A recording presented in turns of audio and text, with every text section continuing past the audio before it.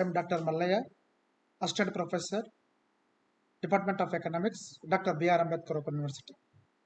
ఈరోజు మనము మార్కెట్ల వర్గీకరణ సంస్థ యొక్క లక్ష్యాల గురించి నేర్చుకుందాం. ప్రధానంగా మార్కెట్లను 3 రకాలుగా వర్గీకరించవచ్చు. అవి ప్రాంతాన్ని బట్టి, ఏరియాని బట్టి, టైం పీరియడ్ కాలాన్ని బట్టి, అదేవిధంగా పోటీని బట్టి కాంపిటీషన్ బేస్డ్ ఆన్ మార్కెట్లను వర్గీకరించడం జరుగుతూ ఉంది. ఏరియాని బట్టి, ప్రాంతాన్ని బట్టి మార్కెట్లను 3 రకాలుగా వర్గీకరించవచ్చు. స్థానిక మార్కెట్ అనేది లోకల్ మార్కెట్గా పిలవడం జరుగుతూ ఉంది. అదేవిధంగా జాతీయ మార్కెట్, నేషనల్ మార్కెట్గా చెప్పడం జరుగుతూ ఉంది. అదేవిధంగా అంతర్జాతీయ మార్కెట్, ఇంటర్నేషనల్ మార్కెట్గా పిలవడం జరుగుతుంది. స్థానిక మార్కెట్ గురించి చెప్పాలంటే వస్తువులకు డిమాండ్ మరియు సరఫరా ఒక పరిమిత ప్రాంతంలో గనక జరిగినప్పుడు దానిని స్థానిక మార్కెట్గా పిలవడం జరుగుతూ ఉంది. ఈ మార్కెట్లో ప్రధానంగా వాతావరణం కానీ, ప్రజల అలవాట్లు కానీ, అక్కడ లభ్యమయ్యేటువంటి వనరుల మీద ఆధారపడి జరుగుతూ ఉంది ఈ మార్కెట్. ప్రధానంగా మనం చూస్తూ ఉంటాం సండే మార్కెట్ అని, ఫ్రైడే మార్కెట్ అని, కూరగాయలకు సంబంధించినటువంటి మార్కెట్లు, పండ్లకు సంబంధించినటువంటి మార్కెట్లను ఏరియాని బట్టి మనం ఇక్కడ గమనించవచ్చు. జాతీయ మార్కెట్, నేషనల్ మార్కెట్, ఇక్కడ చూసినట్లయితే వస్తువుల డిమాండ్ మరియు సరఫరా దేశవ్యాప్తంగా జరిగినట్లయితే దానిని జాతీయ మార్కెట్గా పిలవడం జరుగుతూ ఉంది. ఇక్కడ కొనుగోలు మరియు అమ్మకాలు దేశం మొత్తం మీద విస్తరించి ఉంటాయి కాబట్టి దీనిని జాతీయ మార్కెట్గా పిలవడం జరుగుతూ ఉంది. అంతర్జాతీయ మార్కెట్, ఆ పదంలోనే ఉంది మనకు క్లియర్గా. వస్తువుల వర్తకం ప్రపంచవ్యాప్తంగా జరిగినట్లయితే దానిని అంతర్జాతీయ మార్కెట్గా పిలవడం జరుగుతూ ఉంది. ఈ సందర్భంలో వస్తువుల యొక్క డిమాండ్ మరియు సరఫరా అనేటువంటిది ప్రపంచవ్యాప్తంగా వాటిపైన ఉన్నటువంటి పరిస్థితులపై ఆధారపడి డిమాండ్ సప్లైలు అనేటువంటివి ఉంటాయి. కాబట్టి ఇది అంతర్జాతీయ మార్కెట్ లేదా ఇంటర్నేషనల్ మార్కెట్గా పిలవడం జరుగుతూ ఉంది. ప్రాంతాన్ని బట్టి 3 రకాలుగా మనం చెప్పడం జరుగుతూ ఉంది. అదేవిధంగా కాలాన్ని బట్టి 3 రకాలుగా చెప్పవచ్చు. ఆల్ఫ్రెడ్ మార్షల్ ఆర్థికవేత్త మార్కెట్లను కాలం ఆధారంగా 3 రకాలుగా వర్గీకరించడం జరిగింది. దానిలో ప్రధానమైనటువంటిది అతి స్వల్పకాల market, very short period market అని పిలవడం జరుగుతూ ఉంది. దీనినే కాలం మార్కెట్ లేదా మార్కెట్ కాలం అని కూడా పిలవడం జరుగుతూ ఉంది. ఈ మార్కెట్లో ప్రధానంగా వస్తువుల సరఫరా అనేటువంటిది స్థిరంగా ఉంటుంది. ఎందుకు స్థిరంగా ఉంటుంది అంటే ఈ పదంలోనే ఉంది వెరీ షార్ట్ పీరియడ్ లేదా అతి స్వల్ప కాలం. అతి స్వల్ప కాలంలో వస్తువుల ఉత్పత్తి అనేటువంటిది సాధ్యం కాదు కాబట్టి సప్లై అనేటువంటిది స్థిరంగా ఉంటుంది. దానిని మార్చడం సాధ్యం కాదనేటువంటిది ఇక్కడ మనం గుర్తుంచుకోవాలి. అందుకే సాధారణంగా ఈ మార్కెట్లో కనుక మనం చూసినట్లయితే పెరిషబుల్ గూడ్స్ను ఎక్కువగా యూజ్ చేయడం జరుగుతూ ఉంది. పెరిషబుల్ గూడ్స్ అంటే నిల్వ చేయడానికి వీలు లేనటువంటి వస్తువులను పెరిషబుల్ గూడ్స్ అంటాము. పాలు, కూరగాయలు కావచ్చు, పండ్లు కావచ్చు, ఇవి త్వరగా పాడైపోతాయి. 1-2 రోజుల కంటే ఎక్కువ నిల్వ చేయలేం కాబట్టి ఈ మార్కెట్లో అతి స్వల్ప కాలం మార్కెట్లో మరి ఈ పెరిషబుల్ గూడ్స్ ఈ పరిధిలోకి వస్తాయనేటువంటిది ఇక్కడ మనం గుర్తుంచుకోవాలి. ఇంకొక మార్కెట్ స్వల్పకాలిక మార్కెట్, షార్ట్ పీరియడ్ మార్కెట్ అంటాం దీనినే. ఈ మార్కెట్లో డిమాండ్కి అనుగుణంగా కొద్ది మేరకు వస్తువులను ఉత్పత్తి చేయడానికి లేదా పెంచడానికి లేదా తగ్గించడానికి ఆస్కారం ఉంటుంది. బేస్డ్ ఆన్ ది డిమాండ్కి అనుగుణంగా వస్తువులను పెంచడానికి ఆస్కారం ఉంటుంది. ఇక్కడ పరిశ్రమలో ప్రస్తుత సంస్థలు తమ వద్ద ఉన్నటువంటి స్థిర కారకాలను, ఫిక్స్డ్ ఫ్యాక్టర్స్ను ఉపయోగించి ఉత్పత్తిని కొంత మేరకు మార్చగలుగుతాయి తప్ప డిమాండ్కి అనుగుణంగా మార్చడానికి వీలు లేదు. ఎందుకంటే ఇది కూడా స్వల్పకాలానికి సంబంధించినది కాబట్టి కొద్ది మేరకు డిమాండ్కి అనుగుణంగా మరి ఫిక్స్డ్ ఫ్యాక్టర్స్ను ఉపయోగించి పెంచడానికి ఆస్కారం ఉంటుంది అనేటువంటిది ఇక్కడ మనం గుర్తుంచుకోవాలి. ఇంకొక ప్రధానమైనటువంటి మార్కెట్ లాంగ్ పీరియడ్ మార్కెట్, దానిని దీర్ఘకాల మార్కెట్ అని కూడా మనం అంటాము. ఈ మార్కెట్లో సరఫరా పరిస్థితులు కొత్త డిమాండ్కి అనుగుణంగా పూర్తి సర్దుబాటు చేసుకోవడానికి ఆస్కారం ఉంటుంది. ఎందుకంటే ఇది దీర్ఘకాలంలో ఫిక్స్డ్ ఫ్యాక్టర్స్ అనేటువంటివి ఉండదు. All factors are variable factors. అన్ని కారకాలు కూడా చరకారకాలుగా చెప్పడం జరుగుతూ ఉంది. డిమాండ్కి అనుగుణంగా ఉత్పత్తి కారకాలను మార్చుకుంటూ సప్లైని పెంచడానికి ఆస్కారం ఉంటుంది. కాబట్టి ఈ మార్కెట్లో పూర్తిగా డిమాండ్కి అనుగుణంగా వస్తువులను పెంచుకోవడానికి ఆస్కారం ఉంటుంది. ఈ కాలంలో అన్ని ఉత్పత్తి కారకాలు మారేటువంటి అవకాశం ఉంటుంది అనేటువంటిది మనం ఇక్కడ చెప్పవచ్చు. ఇక ఇంకొక ప్రధానమైనటువంటి మార్కెట్ పోటీని ఆధారంగా చేసుకొని మార్కెట్లను వర్గీకరించడం జరిగింది. Markets are based on the competition అంటున్నాం. ఇక్కడ మార్కెట్‌లోని ప్రధానంగా ఏ విధంగా మార్కెట్‌లను పోటీ అంటున్నామో, ఏ విధంగా వర్గీకరించడం జరుగుతుందంటే, సంస్థల యొక్క సంఖ్య ఆధారంగా, అదే విధంగా అవి ఉత్పత్తి చేసేటువంటి వస్తువుల స్వభావాన్ని బట్టి మార్కెట్‌లను వర్గీకరించడం జరుగుతా ఉందనేటువంటిది మనం ఇక్కడ చెప్పవచ్చు. ప్రధానంగా పోటీని బట్టి 2 రకాలుగా చెప్పవచ్చు. సంపూర్ణ పోటీ మార్కెట్, అదే విధంగా అసంపూర్ణ పోటీ మార్కెట్. సంపూర్ణ పోటీ మార్కెట్‌ను ఆహ్, పర్ఫెక్ట్ కాంపిటీషన్ అనడం జరుగుతా ఉంది. ప్యూర్ మార్కెట్ అని కూడా అంటాము.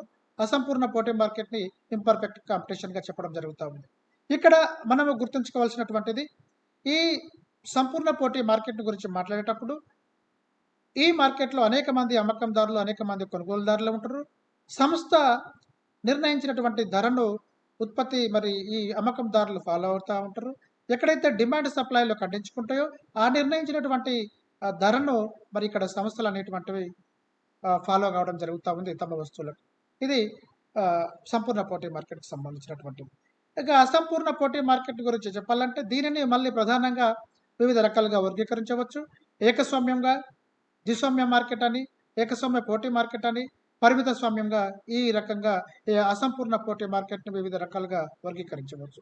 ఏకస్వామ్య మార్కెట్ అంటా ఉన్నాం. ఒకే ఒక అమ్మకందారుడు గనక ఉన్నట్లయితే దానిని ఏకస్వామ్య మార్కెట్‌గా మరి ఇక్కడ చెప్పడం జరుగుతా ఉంది. ఈ మార్కెట్‌లో సమీప ప్రత్యామ్నాయ వస్తువులనేటువంటివి ఉండవు. మోనోపొలి అంటున్నాము. మోనో అంటే సింగిల్ అని అర్థము. పొలి అంటే సెల్లర్ అని. అంటే మోనోపొలి దానిని ఇంగ్లీష్‌లో దానిని సింగిల్ సెల్లర్‌గా మనం చెప్పడం జరుగుతా ఉంది. అంటే ఏకస్వామ్యంలో ఒకే ఒక అమ్మకందారుడు ఉంటాడనేటువంటిది మనం ఇక్కడ గుర్తుంచుకోవాలి. ఇక్కడ సమీప ప్రత్యామ్నాయ వస్తువులు ఉండవు. అదేవిధంగా వస్తువుకు సంబంధించినటువంటి ధరను తానే నిర్ణయించుకుంటాడు. అమ్మకందారుడు తనకు ఉన్నటువంటి ఉత్పత్తి చేసేటువంటి వస్తువుకు తానే ధరను నిర్ణయించుకోవడం జరుగుతా ఉంటుందనేటువంటిది మనం ఇక్కడ గుర్తుంచుకోవాలి. ద్విస్వామ్యం, డ్యూయోపలి అంటాం. The word itself it is showing duo means 2. Poly means seller. Duopoly అంటే ఇద్దరు అమ్మకందారులు ఉన్నటువంటి మార్కెట్‌ను ద్విస్వామ్యంగా మనం ఇక్కడ చెప్పడం జరుగుతా ఉంది. ఇంకొక మార్కెట్, ప్రధానమైనటువంటి మార్కెట్ ఏకస్వామ్య పోటీ మార్కెట్‌గా ఇక్కడ మనం చెప్తా ఉన్నాం.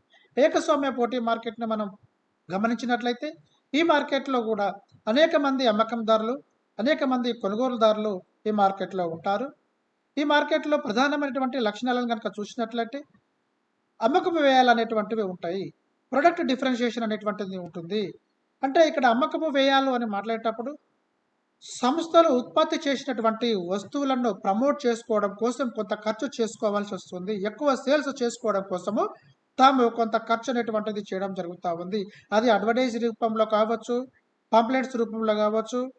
వాళ్ళు చేసేటువంటి సేల్స్ మాక్సిమైజేషన్ కోసము చేసేటువంటి ఖర్చును అమ్మకం వ్యయాలుగా చెప్పడం జరుగుతా ఉంది. ఇది ప్రధానమైనటువంటి లక్షణము. ఇంకొకటి ప్రొడక్ట్ డిఫరెన్షియేషన్ అంటా ఉన్నాం. వస్తు వైవిధ్యం. అనేక సంస్థలు ఉంటాయి కాబట్టి తమ వస్తువులకు ఎక్కువ డిమాండ్ ఏర్పడాలనేటువంటి ఉద్దేశంతో క్వాలిటీలో కావచ్చు, క్వాంటిటీలో కావచ్చు, వస్తువులను మారుస్తూ వివిధ రకాలైనటువంటి ప్రొడక్ట్స్‌ను చేయడం జరుగుతా ఉంది. ఫర్ ఎగ్జాంపుల్ సోప్స్‌ని తీసుకున్నట్లయితే రెక్సానా ఉంది, పియర్స్ ఉంది. ఈ వస్తువులు యూసేజ్ మాత్రం సేమ్ ఉంటుంది. ప్రొడక్ట్స్ మాత్రం డిఫరెంట్‌గా ఉండడం జరుగుతా ఉంది. కాబట్టి ఇక్కడ ఏకస్వామ్య పోటీ మార్కెట్‌లో వస్తు వైవిధ్యం అనేటువంటిది ఉంటుంది. ప్రొడక్ట్ డిఫరెన్షియేషన్ అనేటువంటిది ఉంటుందనేటువంటిది మనం ఇక్కడ గుర్తుంచుకోవాలి. దాంతో పాటు ఇంకా ప్రధానమైనటువంటి మార్కెట్ పరిమిత స్వామ్య మార్కెట్. పరిమిత స్వామ్యం పరిమితంగా ఉండడం అన్నమాట. అంటే ఎవరు పరిమితంగా? అమ్మకందారులు పరిమితంగా ఉండడము. ముగ్గురు కంటే ఎక్కువ, 6 లేదా 10 మంది కంటే తక్కువగా ఉన్నటువంటి మార్కెట్‌ను అమ్మకందారులు తక్కువ ఉన్నటువంటి మార్కెట్‌ను పరిమిత స్వామ్య మార్కెట్‌గా మనం ఇక్కడ చెప్పడం జరుగుతా ఉంది. ఇది మార్కెట్‌కి సంబంధించినటువంటి రకాలుగా మనం చెప్పవచ్చు. వర్గీకరణగా చెప్పవచ్చు. ఇక వ్యాపార సంస్థల యొక్క లక్ష్యాలను గనక చూసినట్లయితే, ఆబ్జెక్టివ్స్ ఆఫ్ ది బిజినెస్ ఫర్మ్స్‌ని గనక మనం చూసినట్లయితే, వాళ్ళ ప్రధానమైనటువంటి ధ్యేయం ఏంది అంటే గరిష్ట లాభార్జన. ప్రాఫిట్ మాక్సిమైజేషన్ కోసము వాళ్ళు ప్రయత్నిస్తా ఉంటారు. కాబట్టి ఇది వ్యాపార సంస్థల యొక్క అతి ముఖ్యమైనటువంటి లక్ష్యంగా మనం ఇక్కడ చెప్పుకోవచ్చు. వాళ్ళు ఈ లాభాలను గరిష్టం చేసుకోవాలనేటువంటి ఉద్దేశంతో వాళ్ళు లాభాలను గరిష్టంగా పొందాలంటే ఖచ్చితంగా కొన్ని నిబంధనలు అనేటువంటివి పాటించాల్సినటువంటి అవసరం ఉంటుంది. ఆ నిబంధనలను గనక మనం చూసినట్లయితే marginal cost is equal to మార్జినల్ రెవెన్యూగా ఉండాలి. ఊపంత వ్యయం అనేటువంటిది ఊపంత రాబడికి సమానంగా ఉండాలి. ఇది ఒక ప్రధానమైనటువంటి కండిషన్. అప్పుడు మాత్రమే వాళ్ళకు లాభాలు రావడానికి ఆస్కారం ఉంటుంది. ఇంకొకటి ఎంసీ కర్వ్, మార్జినల్ కాస్ట్ రేఖ మార్జినల్ రెవెన్యూ కర్వ్ను కింద నుండి ఖండించాలి. ఊపంత వ్యయ రేఖ, ఊపంత రాబడి రేఖను కింద నుండి ఖండించాలనేటువంటి కండిషన్ను కూడా ఇక్కడ ఫుల్ఫిల్ చేయాలి. దాంతోపాటు average revenue greater than the average cost. సగటు రాబడి ఎప్పుడు కూడా సగటు వ్యయం కంటే ఎక్కువగా ఉన్నట్లయితే అప్పుడు సంస్థకు లాభాలు రావడానికి ఆస్కారం ఉంటుంది, లేదా గరిష్ట లాభాలు రావడానికి ఆస్కారం ఉంటుంది అనేటువంటిది మనం ఇక్కడ గుర్తుంచుకోవాలి. ఇంకొక ప్రధానమైనటువంటి లక్ష్యాన్ని కనుక చూసినట్లయితే అమ్మకపు వ్యయాల గరిష్టీకరణ అనేటువంటిది ఇక్కడ మనం చూస్తూ ఉంటాం. అంటే సేల్స్ మ్యాక్సిమైజేషన్, దీనిని బహుమాల్ ప్రతిపాదించడం జరిగింది. కనిష్ట లాభ స్థాయిని నిర్ధారించుకున్న తర్వాత సంస్థలు తమ అమ్మకాల విలువను పెంచుకోవడానికి ప్రయత్నం అనేటువంటివి చేస్తాయి. ఇది సంస్థ యొక్క మార్కెట్ వాటాను మరియు ఉద్యోగుల ఆత్మవిశ్వాసాన్ని పెంపొందించడానికి కూడా తోడ్పడుతుంది అనేటువంటిది ఇక్కడ మనం గమనించవచ్చు. ఇంకొక ప్రధానమైనటువంటి లక్ష్యము చూసినట్లయితే ఉత్పత్తి గరిష్టీకరణ, అవుట్పుట్ మ్యాక్సిమైజేషన్గా మనం ఇక్కడ చెప్పడం జరుగుతూ ఉంది. దీనిని మిల్టన్ జెడ్ ఫోకల్సిల్స్ సూచించడం జరిగింది. సంస్థలు సాధ్యమైనంత వరకు ఎక్కువ మొత్తంలో ఉత్పత్తిని చేయడానికి ప్రయత్నిస్తాయి. అమ్మకాల గరిష్టీకరణతో వాటిని గరిష్టం చేసేటువంటి సందర్భంలో సంస్థలు గరిష్టీకరణ పొందడానికి, అంటే లాభాలు పొందడానికి సంస్థ మనుగడకు తోడ్పడుతుంది అనేటువంటిది ఇక్కడ మనం స్పష్టంగా గమనించవచ్చు. అంటే ఎప్పుడైతే సంస్థలు ఎక్కువ మొత్తంలో ఉత్పత్తి స్థాయిని పెంచడానికి ప్రయత్నిస్తాయో ఈ అమ్మకాల గరిష్టీకరణతో కలిపి చేసేటప్పుడు సంస్థ దాని మనుగడను లేదా దాని లాభాలు పొందడానికి తోడ్పడుతుంది అనేటువంటిది ఇక్కడ గమనించవచ్చు. ఇంకొక ప్రధానమైనటువంటి ఆబ్జెక్టివ్ లేదా లక్ష్యాన్ని కనుక చూసినట్లయితే రక్షణ లాభాలు, సెక్యూరిటీ ప్రాఫిట్స్ కూడా మనం ఇక్కడ గమనించవచ్చు. ఇక్కడ రోత్షైల్డ్ ప్రకారము ముఖ్యంగా పరిమిత స్వామ్య ఒలిగోపలి మార్కెట్లో సంస్థలు తమ స్థానాన్ని కాపాడుకోవడానికి స్థిరమైన మరియు సుస్థిరమైనటువంటి లాభాలను చేరుకుంటాయి.